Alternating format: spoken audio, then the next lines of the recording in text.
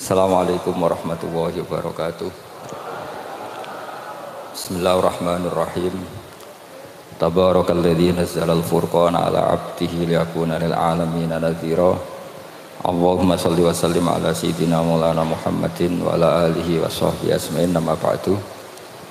Yang sangat saya hormati semua pengurus wilayah Nahdlatul Ulama Jawa Tengah, wabil khusus Ki Haji Ubaidillah Sodaqoh, teman saya juga guru saya, putra guru saya Ki Haji Abdul Ghafur Maimun. Saya mau cerita sedikit tentang sanad. Jadi buyut saya kandung itu namanya itu Hafsah. Jadi buyut saya kandung itu namanya Hafsah. Itu lahir di Damaran. Damaran itu belakang imaman Masjid Kudus. Hanya dari imaman Masjid Kudus. Itu punya bapak namanya Maksum, punya bapak namanya Soleh. Soleh itu bin Kiai Haji Asnawi Sepuh. Nah, yang Mbah Soleh saya itu, saya generasi ke-7 dari Mbah Soleh itu. Jadi pas ke-7. Kalau ke-8 itu sudah kata orang-orang kaya gitu. Kenapa kamu miskin? Generasi ke-8 katanya. Jadi Mbah Soleh Darat itu orang Jepara, orang Mayong tuh. Itu dulu ngajinya diantaranya di buyut saya di Mbah Soleh bin Raden Asnawi Sepuh. Raden Asnawi Sepuh itu cucu dari Mbah Mutamakin.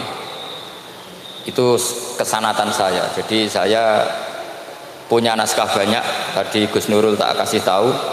Ini diantara contoh naskah Mbah Soleh Darat. Saya punya banyak, mulai Hikam sampai Jawahirut Tauhid, terus beberapa tulisan-tulisan beliau itu masih di lemari buyut saya di Pondok Damaran.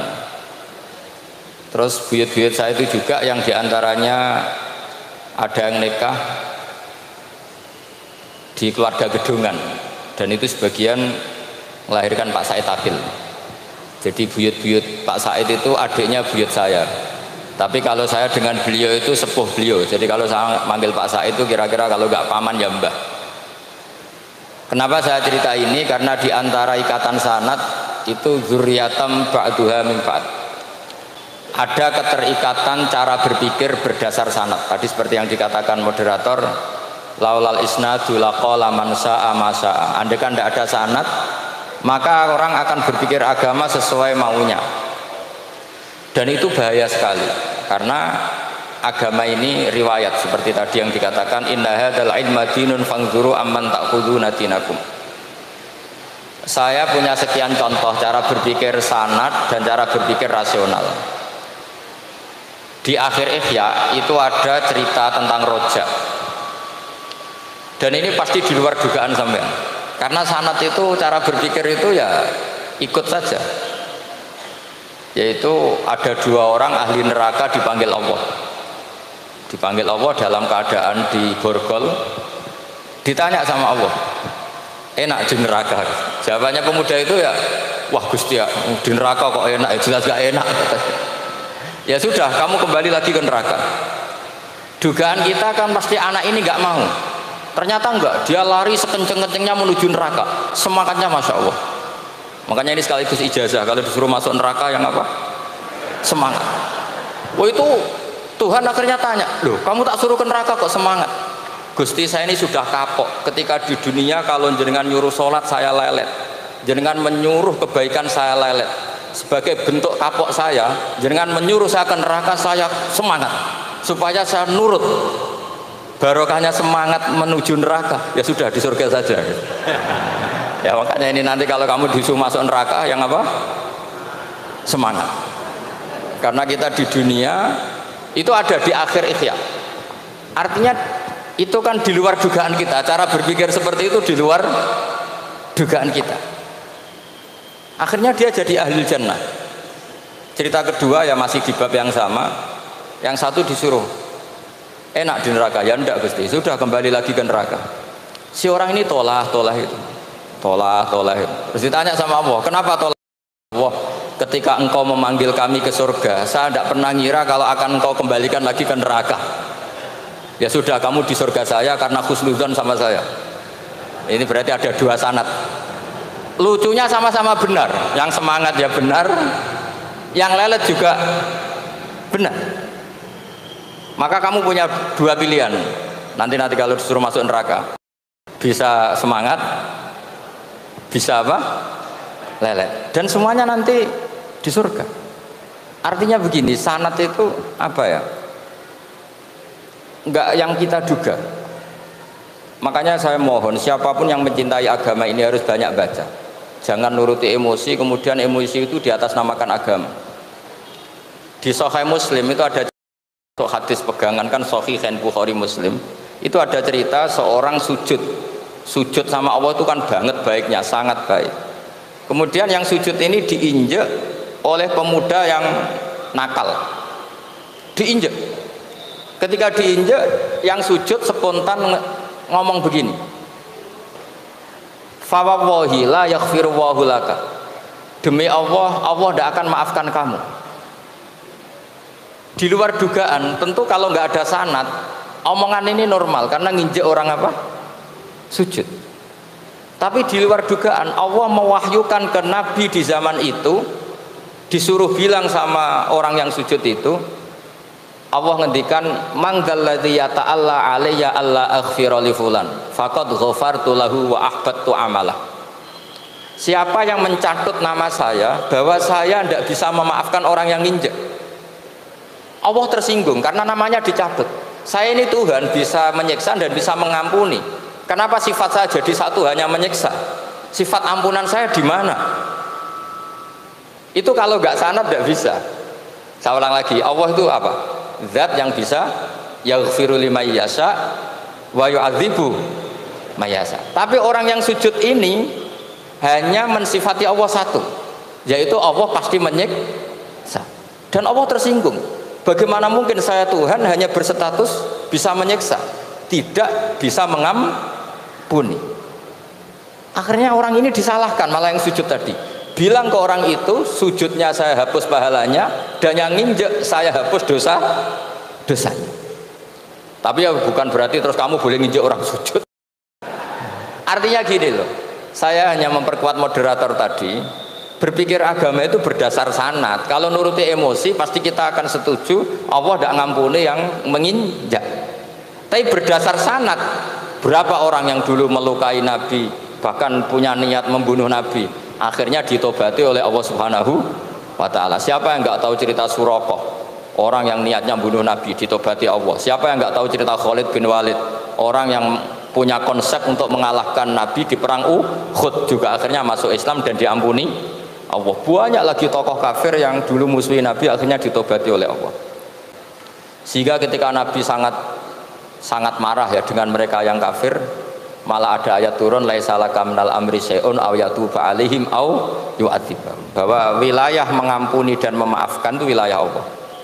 Tentu kita secara syariat akan mengatakan yang nginjak itu salah, pasti itu. Kalau yang nginjak itu pasti salah, yang kafir pasti salah.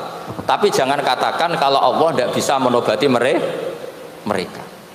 Lagi-lagi yang bisa mengertikan itu apa? Sanad. Kita ngaji di bab itu bahwa ada orang diinjak, ternyata Allah ketika yang sujud mengatakan wallahi la yaghfiru Allahu laka, demi Allah, Allah kamu. Loh, mensifati Allah dengan satu sifat la yaghfiru itu Allah tersinggung. Karena Allah bisa yaghfir. Makanya ini penting sekali saya utarakan supaya kita ini bicara itu sesuai sanad. Karena andaikan tidak sanad, agama ini di logika, kemudian logika orang itu berbeda-beda. Maka kayak apa kacaunya agama ini? Terus yang ketiga, saya beri sekian contoh. Ini saya bawa kitab hikam yang diterjemah oleh Mbah Soleh Darat. Saya dulu pernah ngaji hikam sama Abahnya Gus Zofur. Cara berpikir Abul Hasan Asyadzili misalnya.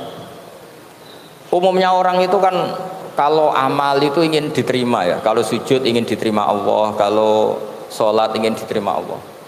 Dan kalau sangat ingin itu biasanya terus berlebihan. Saking berlebihannya terus nangis minta amalnya diterima gitu.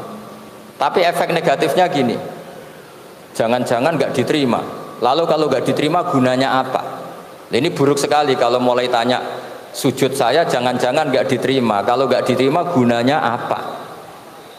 Itu menurut Abul Hasan Asyadzili itu pertanyaan dari setan. Bagaimana mungkin kita pernah menyesal atau menyesali sujud yang pernah kita lakukan untuk Allah Subhanahu wa taala. Wong dadi kawulane Allah, wis dikai bumi, dikai oksigen, dikai rezeki, tahu sujud, bareng dikasih tahu Jibril, sujud kamu gak diterima. Wah, getun aku sujud be Allah. Masa sujud sama Allah getun. Maka kata Abul Hasan Asyadzili begini, kafa bika jazaan an radiyaka laka ahlan. Cukup sebagai balasan dari Allah yang luar biasa, kamu ditakdir sujud. Woi, keren.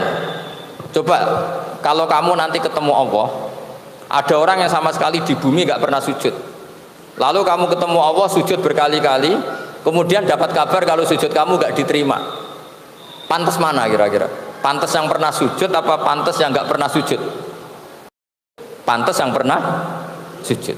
Sehingga pikirannya Abul Hasan Asyadzili, sudahlah kamu bahagia saja karena kamu ditakdir pernah sujud. Itu satu anugerah Allah yang luar biasa. Kamu gak perlu terganggu diterima apa gak diterima. Karena kalau kamu terganggu itu nanti lama-lama mengatakan apa gunanya sujud kalau tidak diterima. Dan itu setan menang kalau sudah ada pertanyaan apa gunanya sujud. Disebut min syarril waswasil khannas. Kata Abul Hasan Asyadzili, waswas di sini adalah setan ngeridu kamu supaya kamu ngeset semua ibadah kamu, jangan-jangan kamu gak diterima. Kemudian kamu menyesali semua ibadah yang pernah kamu lakukan. Betapa buruknya kita. Wong ngamal apik kok disesali. Makanya saya ini sebagai kiai itu termasuk kiai yang paling sukses saya. Betul. Karena perasaan saya itu sudah sukses dulu sebelum nyata sukses apa enggak penting. Saya sering motivasi santri yang ngapalkan Quran 10 tahun enggak hafal-hafal. Nanti kalau ketemu Allah tetap keren. Pernah ngapalkan kitab saya? Pernah Gusti. Hafal tidak. Tapi kan keren pernah menghafalkan. Daripada sampai ditanya, pernah ngapalkan Quran? Tidak. Kok hafal lagu dangdut? Nah, itu pusing sama jawabnya. Tapi kalau santri saya, pernah ngapalkan? Pernah Gusti. Di mana di Gus? Hafal enggak? Pede saja enggak. Tapi saya mencintai kitab engkau dan bukti cinta saya tak hafalkan. Cuma nasib tidak memihak saya Gusti, kan masih lumayan itu. Daripada ditanya, pernah ngapalkan Quran? Tidak Gusti. Jebule apal lagu dangdut, yang ibu-ibu apal harga cabai naik turunnya harga berambang. Ini harga sembako hafal, tapi kalau Quran tidak hafal. Nah, pikiran-pikiran kayak Abul Hasan Asyadzili itu harus kita kembangkan. Makanya saya suka sekali ketika Mbah Mun yang sekarang diteruskan Gus Wafi meresmikan Thariqah Syadziliyah. Ya cerminannya kitab Hikam itu yang diterjemah Mbah Soleh Darat. Karena Hikam adalah murid Abul Abbas Al-Mursi. Beliau adalah murid Abul Hasan Asyadzili. Jadi gampangannya kalau sampean ingin tahu cara berpikir Abul Hasan Asyadzili itu ngaji Hikam. Karena Hikam itu cucu muridnya Abul Hasan Asyadzili. Dan itu cara berpikir gampang sekali. Misalnya hubungan dengan Allah. Ilahi kullama akhrosani lu'mi antokoni karomuka. Ya Allah, ketika saya terbungkam oleh kesalahan-kesalahan saya, sampai saya ini merasa tidak pantas minta, tidak pantas memohon sama engkau karena dosa saya banyak. Tapi kata beliau antokoni karomuka. Tapi saya berani melafadzkan doa itu berdasar rahmat kamu tidak terbatas. Dan itu indah sekali kata-katanya. Ilahi kullama akhrosani lu'mi antokoni karomuka. Jadi kullama akhrosa sekirane bungkam bisokno ni ingsun apa lu'mi sifat elek ingsun antoko mongko dadekno iso ngucap ni ingsun apa karomuka sifat lomane jenengan.